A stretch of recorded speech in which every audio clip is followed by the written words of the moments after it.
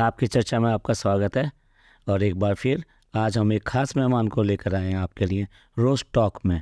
तो आज के जो मेहमान हैं पहले उनका परिचय कराते हैं आपसे। हाय गाइस, मैं हूँ पीपिका टक्कर इब्राहिम। शोएब और मैं अपने शोएब से बहुत प्यार करती हूँ। चलिए, अब जब इन्होंने बता ही दिया है तो थोड़ा सा हम भी बता देते हैं। ये जो है एक बहुत बड़ी और जानी मानी एक्ट्रेस हैं जिन्होंने टीवी इंडस्ट्री में बहुत नाम कमाया। हा हा हा हा हा हा हा। अपने लास्ट प्रोग्राम को जीतने के बाद में धीरे धीरे थोड़ा सा ये लाइमलाइट से हट गई थी, लेकिन आज फिर दोबारा से लाइमलाइट में आ गई हैं। और रीज़न है अल्लाह ने इनको एक बेटे से नवाजा है और उसके कारण ये आज की डेट में बहुत चर्चा में हैं। तो आज की चर्चा में, आज के रोस्ट शो में हम इनको लेकर आए हैं। तो फिर करते हैं इनको रोस्ट और शुरू करते हैं ये प्रोग्राम। आपके पास देखिए जो लगता है वो सब कुछ है, शोहरत है और अब बच्चा भी है, एक फैमिली है। तो सबसे पहले मैं ये पूछना चाहता हूँ कि आज आप अपनी लाइफ से कितनी खुश हैं? तो गाइस, मैं अपनी लाइफ से बहुत बहुत बहुत खुश हूँ। मेरे शोएब मुझे बहुत बहुत खुश रखते हैं और उसका कारण भी शोएब ही है। मेरे शोएब मेरे शोएब मेरे शोएब। आप अपनी लाइफ में हर चीज़ का क्रेडिट जो है जनाब को देती हैं। ऐसा क्यों है कि आप हर चीज़ के लिए जो है जनाब को ही क्रेडिट देती हैं? मेरे जनाब मेरे जनाब मेरे जनाब मेरे जनाब मेरा गुरूर है। इससे पहले मेरी जिंदगी में बहुत ब्लैक पैचेस थे और अब सारे वाइट पैचेस हैं। हा हा हा हा हा। और जैसे कि लोग कहते हैं कि ये आपकी फर्स्ट प्रेगनेंसी नहीं है, ये आपकी सेकंड प्रेगनेंसी है। आप इसके बारे में क्या कहेंगे?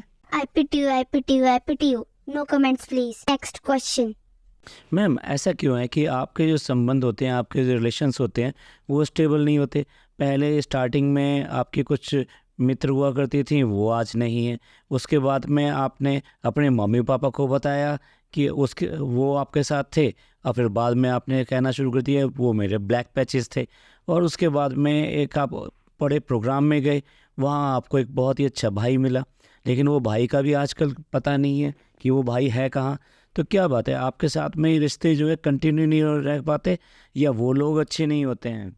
नहीं, ऐसा नहीं है कि मेरे दोस्त नहीं है। एक है ना जो अभी आके रह के गई थी, और कितने दोस्त चाहिए। और कुछ दोस्त उनकी आदतों की वजह से हमें उनका साथ पसंद नहीं आया। हाँ, आदतों से याद आया कि आपने कि इंटरव्यू में कहा था कि हमें वो लोग पसंद नहीं हैं कि जिनकी आदतें ठीक नहीं होती, जो स्मोक करते हैं, ड्रिंक करते हैं, अल्कोहलिक होते हैं। पर देखिए अभी कुछ दिन पहले ही तो दिखाई दिए आपके जनाब स्मोकिंग कर रहे थे, वो भी स्मोकिंग ऐसे पीरियड में कर रहे थे जबकि आपकी प्रेगनेंसी चल रही थी। I pity you guys, I pity you guys, I pity you guys. आप लोग की जिंदगी में कोई खुशी नहीं है, इस वजह से आप लोग हमारी भी खुशियाँ नहीं देख पाते। हाँ, मैं मानती हूँ वो कभी कभी स्मोक करते हैं, लेकिन वो अभी नहीं करते, वो कभी कभी करते हैं।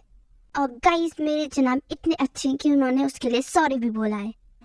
चलिए मान लेते हैं कि सॉरी कहने से ठीक हो जाता है, जबकि प्रेगनेंसी का टाइम था तो ये सॉरी वाला वाक़या नहीं था, लेकिन चलिए मानते हैं। अच्छा, एक बात बताइए कि जब प्रेगनेंसी आपकी चल रही थी तो आपने प्रेगनेंसी के बारे में कुछ भी नहीं दिखाया, ना हॉस्पिटल दिखाते थे, ना डॉक्टर दिखाते थे, ना ये कोई रिपोर्ट दिखाते थे। तो लोग आपकी प्रेगनेंसी को फेक क्यों ना कहें? आपको शर्म आनी चाहिए। आप मुझे कह रहे हैं, मुझे एक प्रेग्नेंट औरत को आप ये कह रहे हैं क्या हम फेक कर रहे हैं? Pity you guys, I pity you. और गाइस, जो चीजें हमें नहीं दिखानी होती हम नहीं दिखाते हैं, जो हम चाहते हैं हम वही दिखाते हैं बाद में। बिल्कुल ठीक कहा। लोगों ने आपसे सवाल किए कैंडूरा नहीं था, लोगों ने आपसे सवाल किए कि हॉस्पिटल का रूम नहीं था, हॉस्पिटल कैसे पहुँचे, इस तरह अचानक कैसे हो गया। आपने एक एक बात नोट करके सब चीज़ें वहाँ दिखा दी, यहाँ तक कि मिल्क की बात भी लोगों ने नोट की थी, वो भी आपने दिखा दी। अभी तो मैंने कहा कि हम जितना दिखाना चाहते हैं हम उतना ही दिखाते हैं, बाकी हम वक्त आने पे दिखाते हैं बाद में। हाँ, आप सही कह रही हैं। बाद में कवर अप करना आसान होता है, आप समझ रहे हैं ना। उसके बाद में तो कवर अप करना आसान होता है क्योंकि सारे पॉइंट पहले ही मिल जाते हैं, जिससे कि स्टोरी को बनाने में आसानी होती है। और इस तरह से रियल लाइफ में जो है रीटेक और रीशूट भी हो जाता है कि कैसे हमें दिखाना है और क्या दिखाना है, कितना दिखाना है। और इसी तरीके से वो मैजिक हो जाता है जो मैजिक होता नहीं है कि एक टोपी के अंदर से कबूतर निकल जाता है और दूसरी तरफ से कबूतर की बजाय कुछ और बड़ा सा चीज़ छुपा ली जाती है। कितनी नेगेटिविटी फैलाओगे आप? I pity you guys, I pity you. चलिए अगले सवाल की तरफ चलते हैं। देखिए, आपको जब भी प्रॉब्लम होती है और जब भी आपको ज़रूरत होती है तो आपकी मम्मी आपके साथ दिखाई देती हैं, और उनको देखने से ही लगता है कि वो रियल सेंस में आपको हेल्प करना चाहती हैं। लेकिन एक घर में और भी मम्मी है, वो मम्मी जो हैं सिर्फ जो है गोटा पत्ती, लिपस्टिक, मेकअप, सूट और पजेब के साथ दिखाई देती हैं, और वो कभी भी आपके साथ क्यों नहीं दिखाई देती? आप लोग सिर्फ आधे घंटे का ब्लॉग देखते हैं, उसमें जितना देखते हैं आप लोग उतने को ही देख के बोलने लगते हैं। लेकिन वो मुझसे बहुत प्यार करती है, बहुत बहुत बहुत प्यार करती है। आपको पता है वो किसकी मम्मी? वो मेरे शोएब की मम्मी, मेरे जनाब की मम्मी, मेरे जनाब की, मेरे जनाब की, मेरे जनाब की। और हाँ, मैं हूँ उनके लिए फरिश्ता बहू। क्या कर लेंगे आप, क्या कर लेंगे? चलिए छोड़ते हैं इसको, अब आगे की तरफ बढ़ते हैं। ये बताइए पीपिका जी कि आपके फादर जो है पिछले 8 महीने से कहाँ हैं? जब से आपने उनके लिए ड्रेस सिलाने का और ड्रेस देखने का किया था, उसके बाद से वो कहाँ हैं? No comments please, next question. आपके व्लॉग में वो आपके जनाब हैं, वो बच्चे की डेट ऑफ बर्थ जो है 20 बता रहे थे, और आपने भी कहा कि कल तो केक कटेगा, एक और केक कटेगा। तो रियल सेंस में इसकी डेट ऑफ बर्थ है क्या?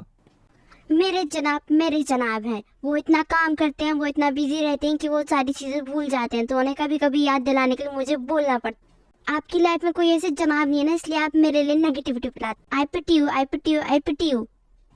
और मैम जब इतनी हाई रिस्क प्रेगनेंसी थी, उसके बाद में भी आपने डब्बा की शादी का सारा भार अपने ऊपर उठाया हुआ था, शॉपिंग से लेकर डेस्टिनेशन वेडिंग तक और वहाँ के अरेंजमेंट तक, सब कुछ आपने वो किया।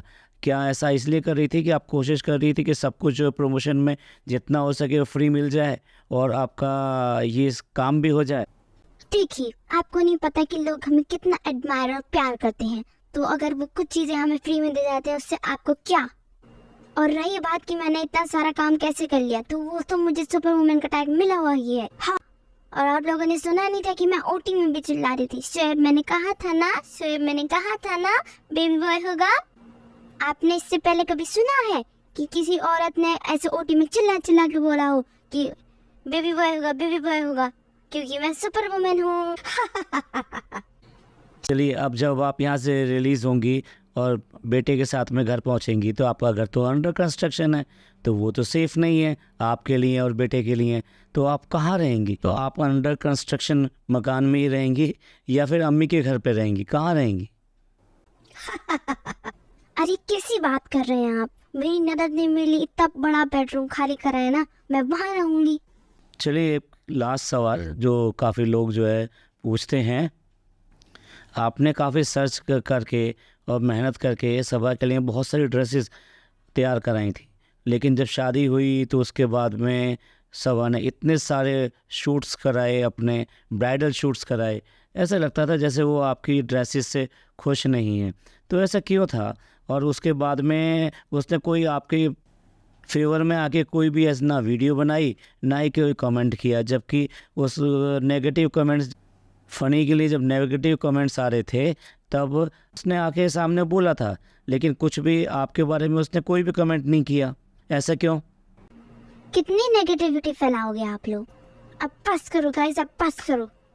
मेरी शोएब मेरे लिए बहुत है। अब इस इंटरव्यू को यहीं खत्म करते हैं। बाय, मैं जा रही हूँ। I pity you guys, I pity you. लगता है हमने आखिर में असली सवाल पूछ ही लिया और आपका जवाब भी इसका मिल ही गया होगा, तो वो तो नाराज़ होकर चले गए हैं।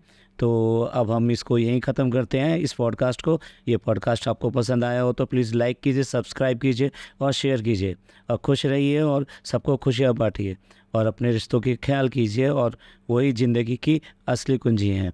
शुक्रिया, धन्यवाद, थैंक यू।